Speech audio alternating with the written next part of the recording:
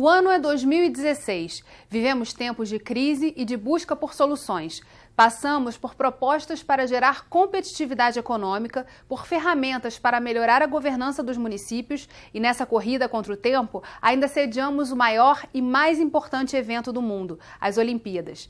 Parece muita coisa para resumir em tão pouco tempo, né? Mas no Rio em Foco, que começa agora, você vai poder rever todos esses assuntos. Vem com a gente!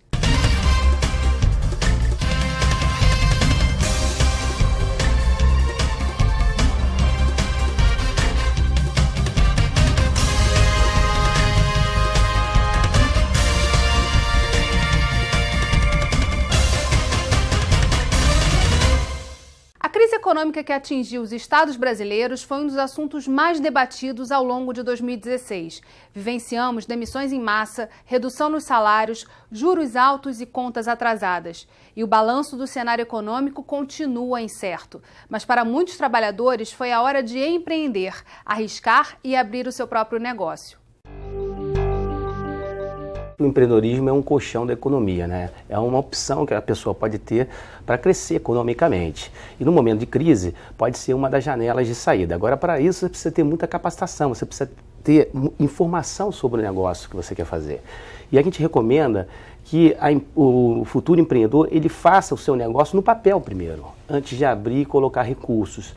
E nós damos o nome de plano de negócio, ou faça uma espécie de canvas, onde ele vai testar todas as possibilidades no papel. Após isso, ele ter a certeza que o empreendimento vai dar certo, ele passa a investir seus recursos ou recursos de terceiros. Tanto para o empreendedor como empreendedor, a primeira ação que ele deve fazer no que diz respeito ou a um novo projeto ou a um novo negócio é ele prototipar. Quer dizer, quando ele fala ali que quer começar pequeno, nada melhor do que pequeno ser um protótipo, um teste. Você testa aquilo ali porque as coisas, como foi falado pelo professor da FGV, elas nascem e não nascem certas, 100% certas. Então você tem que testar ela com o seu cliente para você pegar o maior consultor que existe no mercado, que é o seu mercado, é o seu cliente. É seu consumidor. Um dos pulos do gato hoje é você qualificar o teu serviço e transformar produto em serviço. Tá? Esse é uma grande forma de você cativar e você conseguir abrir mercado. E você sendo pequeno, você tem mais flexibilidade para fazer isso do que uma grande empresa, né? Seria um diferencial competitivo. É tão importante quando a gente faz um treinamento ou um curso para engenheiro, para advogado, para ofício, é tão importante quanto ter para o empreendedorismo. Por quê? Para o empreendedor. Porque, na verdade, o empreendedorismo, a empresa, é a célula da sociedade hoje em dia, no que diz respeito aos aspectos econômicos. Se ele não existir, o empreendedor, não existem as outras profissões. Uma coisa está ligada à outra. Então, você ter a formação empreendedora na base, estimular que você cria aí atitudes e cria aí conceitos e cria aí uma forma e habilidades para o aluno, para que você explore essas qualidades quando ele crescer e estiver se colocando no mundo econômico. Nessa mesma pegada, alguns estudos mostram que os jovens também estão apostando no empreendedorismo. E um dos caminhos para impulsionar a vivência empresarial pode começar ainda na universidade através das empresas juniores. A instituição de ensino é muito importante para que a gente consiga levar a criação de novas empresas juniores para diferentes universidades e para diferentes cursos. Depois desse apoio da instituição de ensino, a gente precisa de alunos interessados e engajados em criar uma empresa júnior para realizar todo o processo de criação. Que tem que ir para o cartório, tem que se identificar. Então tem um passo a passo para a gente poder criar a empresa júnior. E aí depois disso, da adesão da instituição de ensino e dos alunos, a empresa júnior já começa a procurar projetos de consultoria para vender. Começa a atingir micro e pequenos empreendedores, empresas grandes e relevantes também. E depois disso começa a fazer projetos e realmente colocar o aprendizado na prática. É uma forma de você aproximar a universidade e empresa através das empresas júniores. E através desses profissionais, eu digo profissionais, eles não estão formados no ofício, ainda não têm um diploma, mas são adultos, pessoas que estão experimentando os conhecimentos que estão sendo fornecidos pela universidade. E esses conhecimentos eles estão extremamente úteis para as micro e pequenas empresas que às vezes não têm condição de pagar, nesse momento, um profissional de mercado e podem estar utilizando essas empresas júniores para isso e futuramente até contratando esses profissionais para fazer parte dessas empresas. Como a Rio Júnior é a Federação das Empresas Júniores do Estado, a gente é responsável por monitorar esse tipo de abertura, esse tipo, como é que anda, como é que está fazendo, como tem sido a adesão dos alunos dentro das universidades. Então, a gente tem um documento, juntamente com a Brasil Júnior, que diz como abrir uma empresa júnior. Então, ele é bem intuitivo nesse sentido e ele está disponível nos nossos sites, nas nossas redes. Então, qualquer pessoa que tenha um intuito, que queira abrir uma empresa júnior, pode solicitar para Rio Júnior e para Brasil Júnior, porque a gente dá esse suporte. O Movimento Empresa Júnior, ele forma diversos empreendedores, digamos assim. Então, tem o pessoal que decide fazer concurso público e empreender no setor público, tem o pessoal que decide trabalhar numa grande empresa, empreender lá, e tem o pessoal que futuramente quer abrir a sua própria empresa. Então, eu digo que a vivência dentro da empresa júnior, ela te dá ferramentas para que você possa seguir o melhor caminho, o caminho mais adequado que você acredita para a sua vida mesmo. E o Movimento Empresa Júnior vai te preparar para futuramente, se você quiser trabalhar com tecnologia, incubadora, abrir sua própria empresa, você vai ter uma rede de contatos muito importante e uma formação muito relevante também que vai te ajudar a trilhar esse caminho. Mas o processo de legalização para abrir uma empresa não é tão simples. No estado do Rio pode chegar a 21 dias. Para tornar esse caminho mais rápido, o Comitê de Desburocratização vem atuando junto ao Estado para agilizar os processos.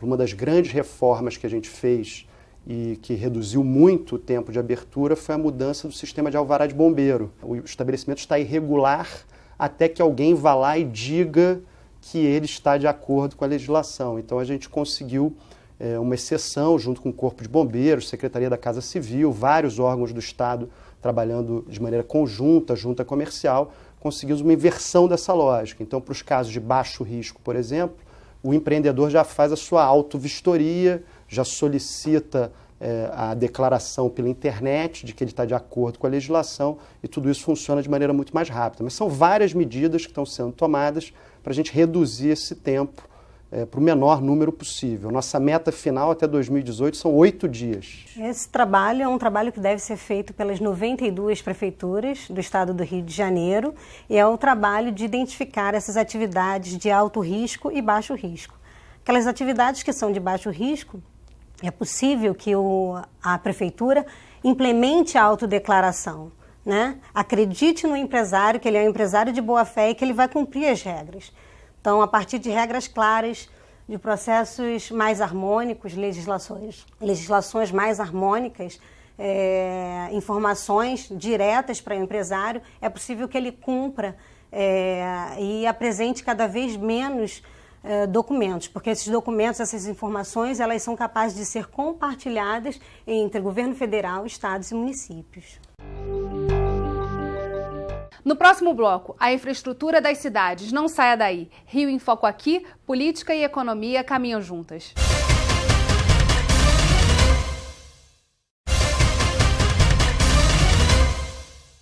Em 2016 também foi um ano de encontros. Representantes dos 21 municípios do estado do Rio elaboraram metas, identificaram oportunidades de crescimento para a região metropolitana. Esses encontros, realizados com os secretários, tinha como objetivo recolher deles informações que nos pudesse permitir elaborar um programa o mais customizado possível, quer dizer, o mais de acordo com as necessidades de cada um dos municípios que compõem a região metropolitana, que são muito distintos entre si, não só em termos de tamanho, mas também como capacidade de resposta e de implementação das políticas públicas. Então, o resultado final foi um desenho de um projeto, de um programa, e que nós estamos submetendo ao Banco Mundial para promover essa integração das políticas públicas a nível regional, metropolitano, entre os municípios e o governo do Estado, visando aprimorar a gestão, integrar as políticas, produzir e conhecer melhor a realidade das informações geográficas, cartográficas e, por fim, também melhorar a gestão tributária, promover, aumentar a capacidade dos municípios de responder às demandas e também do Estado de trabalhar em conjunto com nesta região. As prefeituras brasileiras, de uma forma geral, elas têm na sua capacidade de implantar políticas públicas, né, duas fontes básicas de recursos. Recursos federais, que vêm através do Fundo de Participação dos Municípios, e recursos da arrecadação própria, sobretudo os que vêm do IPTU e do ISS, né, que são de competência municipal. Em muitos municípios, esse balanceamento não está muito adequado. Há muita dependência de recursos federais e pouca dependência, vamos dizer assim, e uma não dependência de tanto de recursos próprios. O que se pretende é que as prefeituras, na medida do possível, melhorem a arrecadação tributária própria e dependam cada vez menos dos tributos federais, sobretudo, como nós estamos vendo agora, a questão do royalties, onde houve uma drástica diminuição da arrecadação municipal.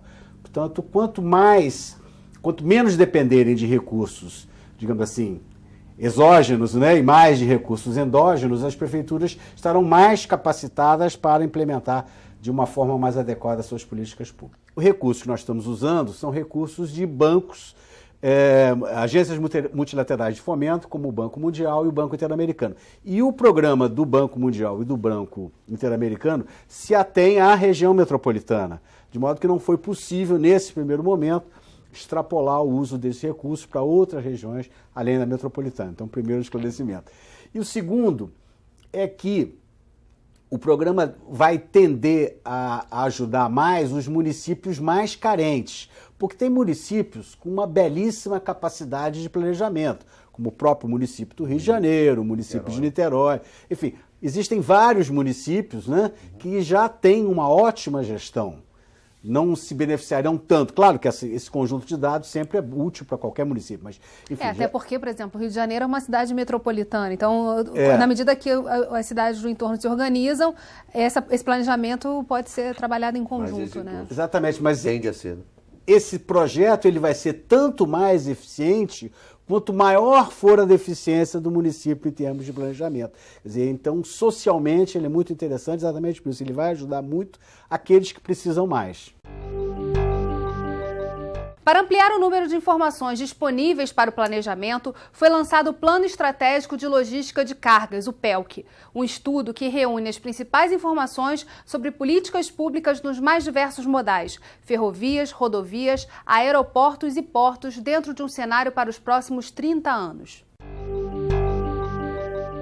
O que motivou, né, o desenvolvimento desse plano é o fato de que você tinha todo o ativo de transporte do Estado do Rio de Janeiro, com os portos, aeroportos, funcionando de forma meia assim, sem haver uma lógica, né, e uma coordenação única. O Estado do Rio de Janeiro ele pecou, né, por não ter, no passado, realizado um plano. Este é o primeiro que é realizado no Estado do Rio de Janeiro.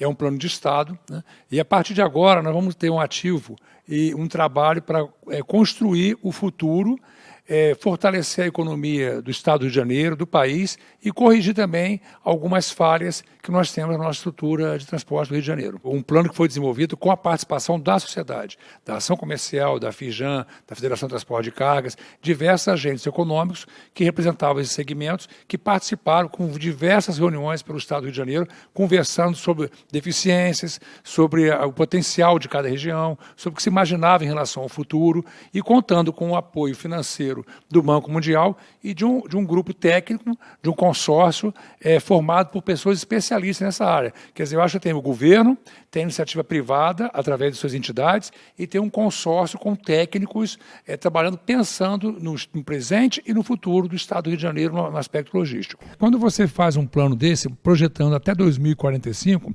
você não pode pensar o momento, né? Você tem que criar condições para que o futuro seja melhor do que o presente e do que o passado. Então, é um investimento grande, de parceria público-privada, tá? Mas não vai ser resolvido isso de imediato. Você tem várias etapas a serem desenvolvidas daqui para frente. É importante ressaltar que todas as áreas do Rio foram contempladas, né?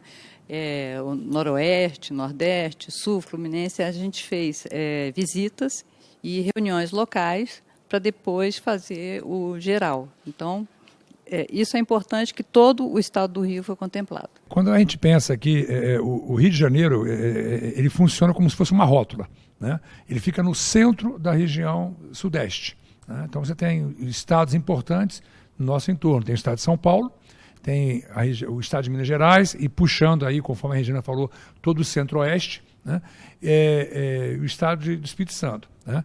E é lógico que você não pode pretender que só o Rio de Janeiro ganhe esse peso de plataforma mundial. Nós temos o Rio de Janeiro como a base do nosso trabalho aqui.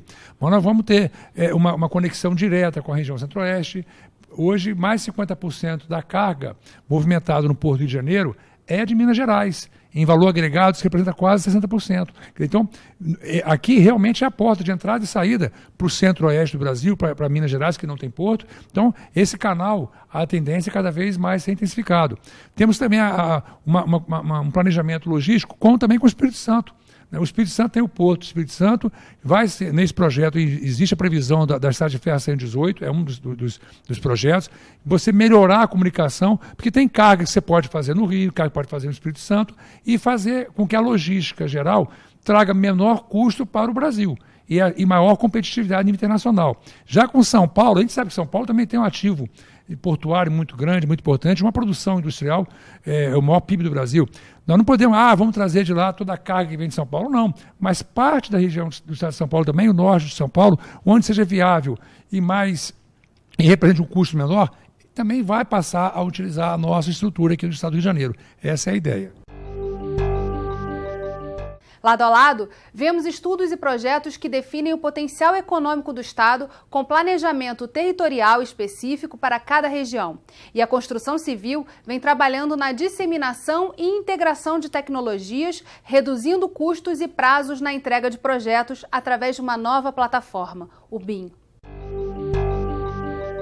Sabe-se que em algum momento ao longo do futuro próximo, a tecnologia CAD, que é o que a gente utilizava até então, vai ser substituído pelo BIM. O CAD ele simplesmente emula dentro de um computador o que a gente fazia à mão. A gente desenhava 2 linhas no folha de papel e chamava de parede, em planta baixa. O BIM ele é tido meio universalmente, não só no Brasil, no mundo todo, como o futuro da construção civil. Hoje você tem um projeto muito mais detalhado, com muito mais informações.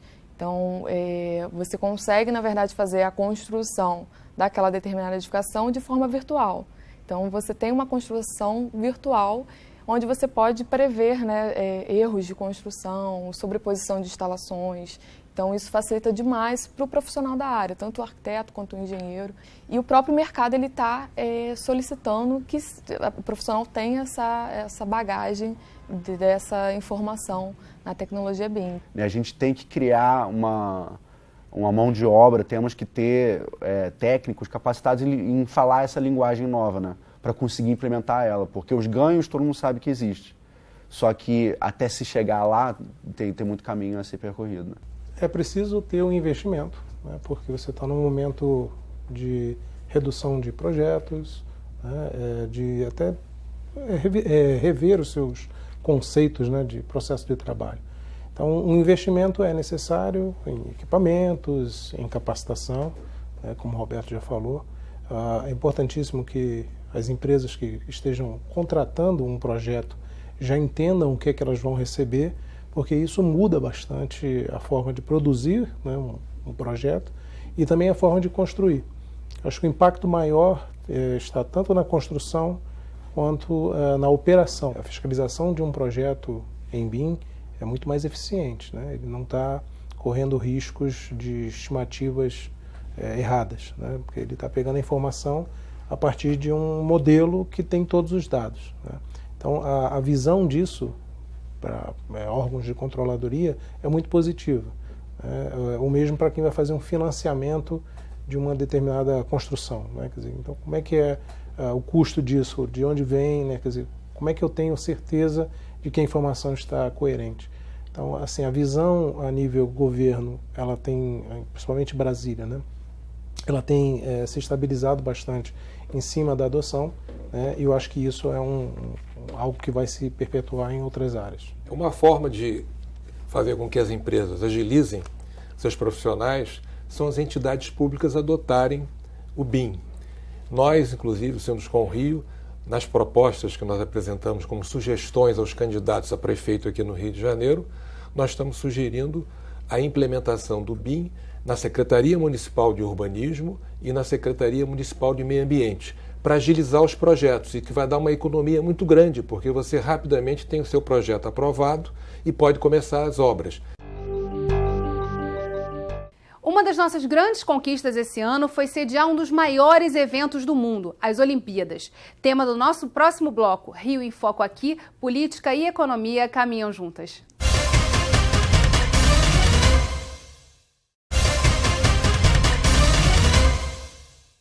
2016 foi tão intenso que as Olimpíadas parecem distantes. O evento foi considerado um sucesso não só para quem estava presente, mas também repercutiu de forma positiva internacionalmente. Vamos ver o que especialistas falaram sobre as oportunidades e os legados e desafios que o esporte pode oferecer pós-Olimpíadas. There are positive legacies, but there are also negative legacies. Heritage is a much more positive term, and it goes to the long term. And the long term is what cities, Olympic cities, should look for. It's very difficult to get short-term benefit from the Olympics. Heritage should be planned at the bid stage, not 6 months before the end or after the games. It should be planned a long time in advance, and it should be done by another committee than the organizing committee. Because the organizing committee should concentrate on the delivery of the games on time, on budget. And this should be another organization founded a long time before by the public authorities to run the heritage of the games. Eu acredito que o principal desafio do Day After dos Jogos será mais ou menos do legado que aconteceu na Inglaterra, né? Não tinha educação física de primeira a quinta série dinamizada por professores de educação física, e após os Jogos Olímpicos de Londres, eles entenderam a necessidade de estruturar a educação física de primeira a quinta série com professores de educação física. Para quê? Para que possa haver alfabetização motora, para que possa haver as crianças com coordenação. Não adianta eu pensar num Day After apenas em termos de alto rendimento, descoberta de talento, se nós não temos aquela base inicial. Ou seja, se eu não dou às crianças a oportunidade delas vivenciarem as atividades esportivas, delas terem uma boa coordenação motora, evidentemente ainda reforçando que a educação física contribui também para o conhecimento cognitivo. É necessário que nós pensemos na possibilidade, na obrigação do esporte enquanto um fator de qualidade de vida e saúde. O nosso país é um país de esporte escolar ou é um país de um esporte de confederações? Esporte não é caridade. Você investindo em esporte, você não está fazendo um favor a ninguém. Você está investindo em si mesmo, você está investindo na sua cidade. Você está fazendo uma coisa que essencialmente dá dinheiro, que movimenta a economia. The Olympics are special, and we're only going to have one chance. Let's take advantage of this opportunity to spread the. This is what sport's all about. It's supposed to be fun. You're supposed to respect your sport, your opponents, yourself. What is going to improve? Well, I think the situation we've had with Russia now focuses on and say, now here, no, this is what happens when a government goes nuts and controls everything, and it doesn't care about you as a person. You're simply a soldier in another Cold War, and you're not competing for yourself or for fun. You're competing as an agent of the state, and the state will help you make sure you never get caught. That's not sport. That's politics. Hoje está em pauta outros valores, como a questão da excelência, a questão da honestidade, fair play, que é o mais antigo dos valores dos Jogos Olímpicos modernos. É o bom comportamento com relação à competição esportiva. Então, o caso do doping é um bom exemplo, que agora está no auge. Inclusive, há uma luta internacional atrás dessa questão do doping. Até mesmo porque os Jogos Olímpicos hoje têm um valor, tem valores econômicos, isso também é preciso citar, muito importantes e que jogam com o equilíbrio geopolítico do mundo. Então, há sim valores antigos e valores mais recentes que movimentam toda essa engrenagem que está atrás dos Jogos Olímpicos. A igualdade provavelmente é o maior valor hoje, no século XXI, dos Jogos Olímpicos, que aborda questões não somente de gêneros, entre pessoas, né? Mas questões internacionais de pessoas deslocadas, pessoas pobres e ricas. A abertura dos Jogos Olímpicos esse ano teve uma quebra de protocolo que comprova muito o que nós estamos falando. O próprio presidente do Comitê Olímpico Internacional, o Sr. Thomas Bach, quebrou o protocolo para colocar um vídeo sobre escola em Quênia e apresentou a pessoa que dirigia essa escola. Por quê? Essa escola é o exemplo de uma grande realização, de formação de pessoas, de igualdade das pessoas, igualdade econômica, social, educacional, de saúde, tudo que é da área social. E aquilo passou a ser um exemplo e ele colocou para 3 bilhões de pessoas, que é a audiência da cerimônia de abertura.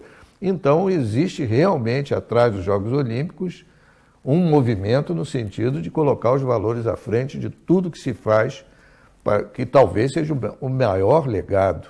Tem uma dimensão política, mas tem uma dimensão prática, educacional e cultural muito importante. O esporte hoje, ele impacta, né, o PIB brasileiro em 1,6, alavancado pelos mega-eventos, está chegando a 1,9.